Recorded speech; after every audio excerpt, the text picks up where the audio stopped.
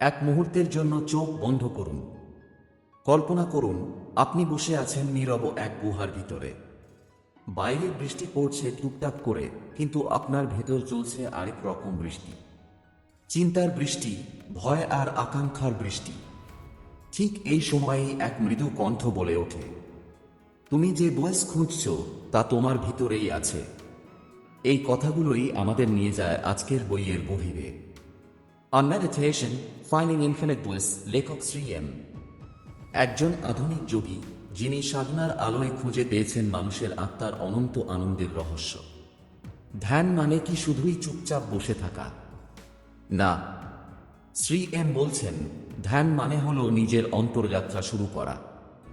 বাইরের পৃথিবী যতই অশান্ত হোক, ধ্যানের নীরবতায় আমরা খুঁজে পাই এক অনন্ত প্রশান্তি, যা কোনো শব্দ, কোনো মানুষ, কোনো বস্তু দিতে পারে না। ধ্যান হলো এক চাবি। এই চাবি দিয়ে আপনি খুলে দিতে পারেন নিজের মনের অন্ধকার কক্ষগুলো। ভেতরে আছে ভয়, দুঃখ, ক্রোধ, আর সেগুলোর নিচে লুকানো আছে সেই ইনফিনিট ব্লেস, সেই অন্তরাত্মার আলো। শ্রী এম বলেন, ধ্যান হলো আত্মার দিকে ফেরা। মন যখন থেমে যায় তখনই আনন্দ জেগে ওঠে। যখন আমরা ধ্যান করি তখন আমরা শুধু শান্ত হই না, আমরা নিজেদের অস্তিত্ব বুঝতে শুরু করি। আমাদের চিন্তা আর শরীরের মধ্যে একটা সেতু তৈরি হয়। এই সেতুর ওপারে আছে মুক্তি।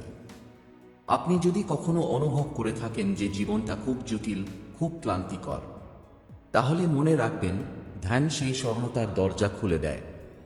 এখানে কোনো ধর্ম নেই, কোনো ডগমা নেই, আছে শুধু একটাই অভিজ্ঞতা, নিজেকে দেখা। ধ্যানের প্রথম পদক্ষেপ। সকালের সূর্য তখন আকানে উঠেছে। আকাশে হালকা কুয়াশা, বাতাসে তাজা ঘাসের গন্ধ।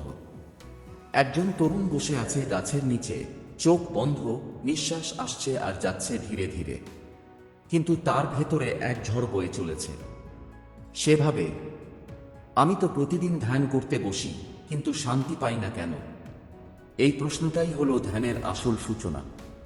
যখন মন প্রশ্ন করে, আমি কে? আমি কেন এত অস্থির? ঠিক সেই মুহূর্তেই ধ্যান শুরু হয়। শ্রী এম বলেন, ধ্যান কোনো বিশেষ কৌশল নয়, এটা এক যাত্রা নিজের ভেতরে ফিরে যাওয়ার।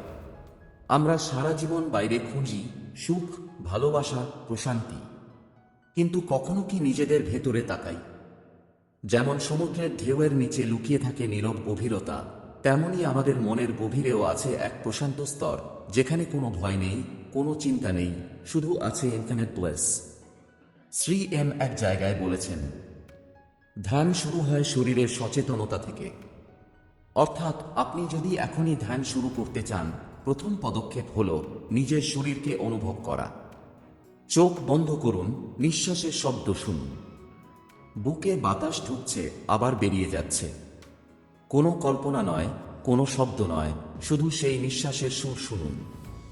আপনি অবাক হয়ে দেখবেন, ধীরে ধীরে চিন্তা কমে যাচ্ছে, সময় থেমে আছে বলে মনে হচ্ছে।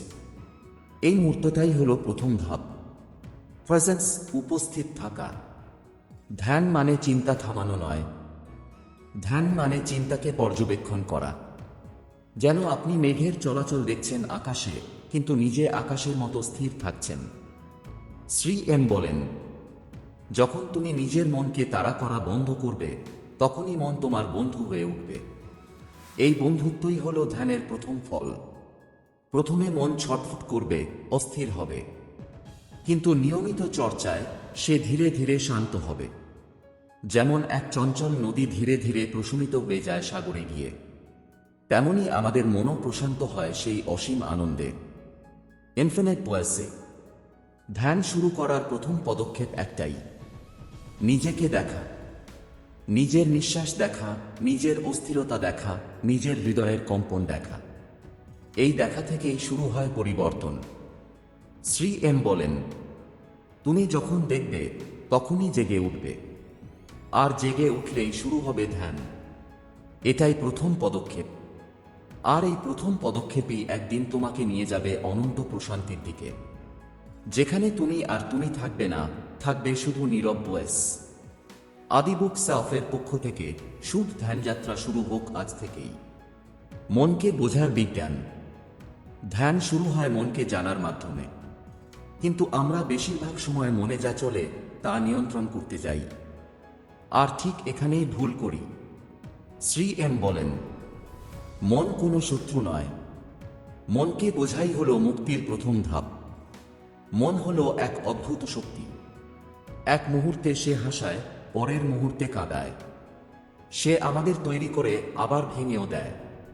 আর আশ্চর্যের বিষয় হলো, আমরা সারা জীবন মনকে ব্যবহার করি, কিন্তু খুব কম মানুষই মনকে বোঝে।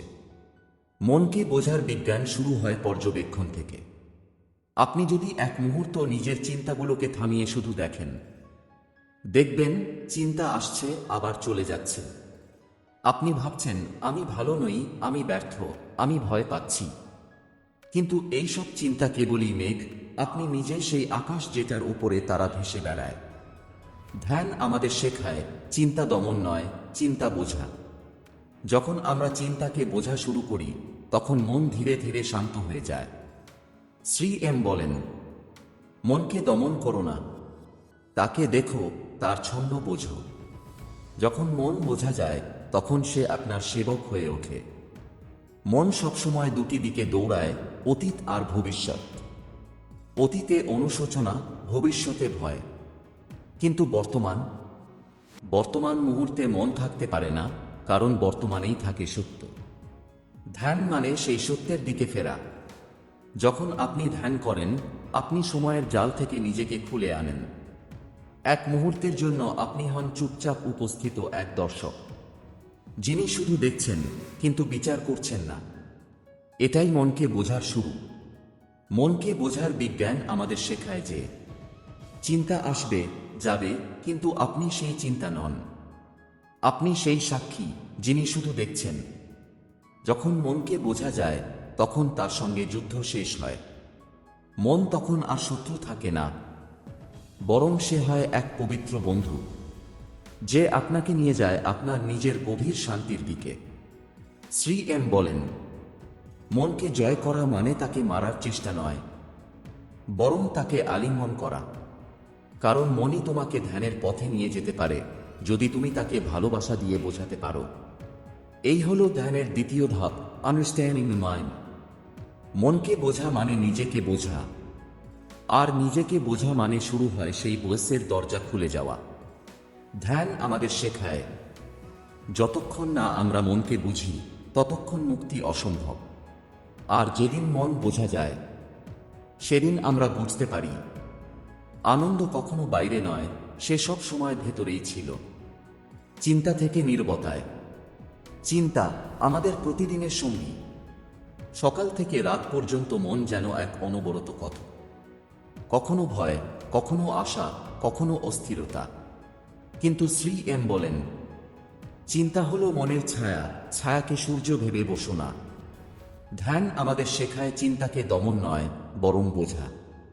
যখন আপনি চিন্তাকে কেবল দেখতে শুরু করেন, তখন বুঝবেন আপনি চিন্তা নন, আপনি সেই আকাশ যেটার উপর চিন্তার মেঘ ভেসে বেড়ায়।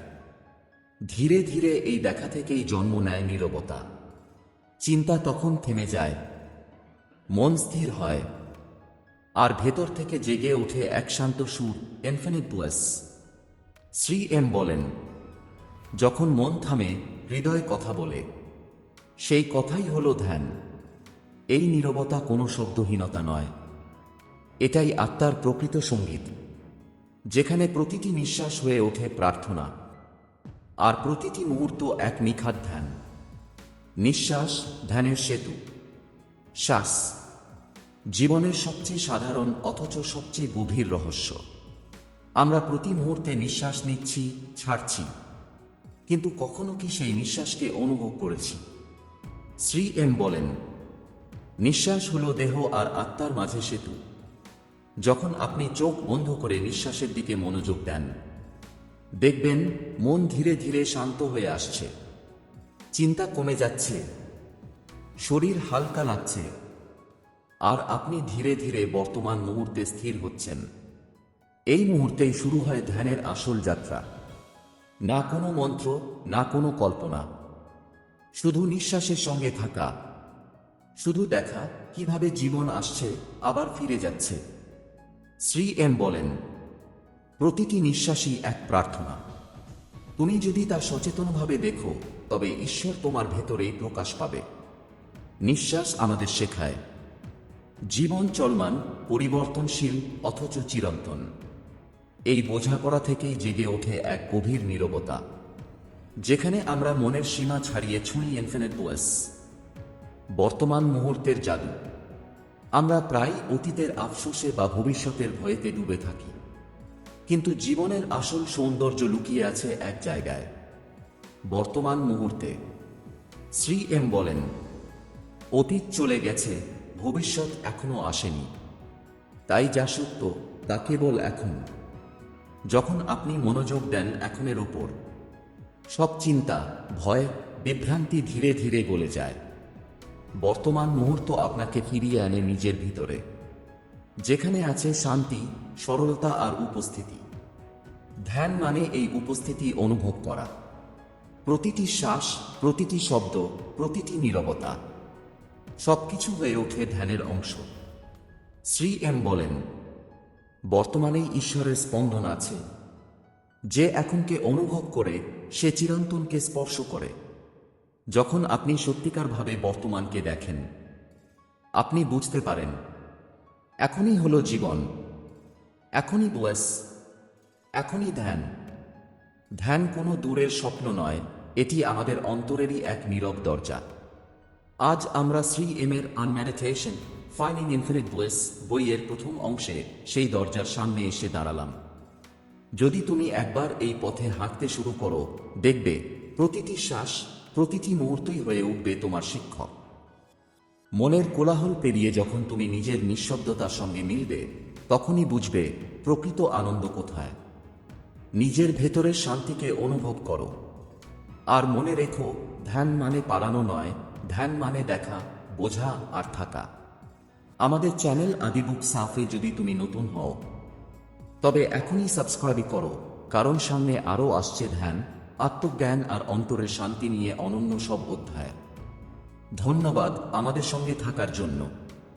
শান্ত থাকো, সচেতন থাকো, নিজের আলোয় আলোকিত হও।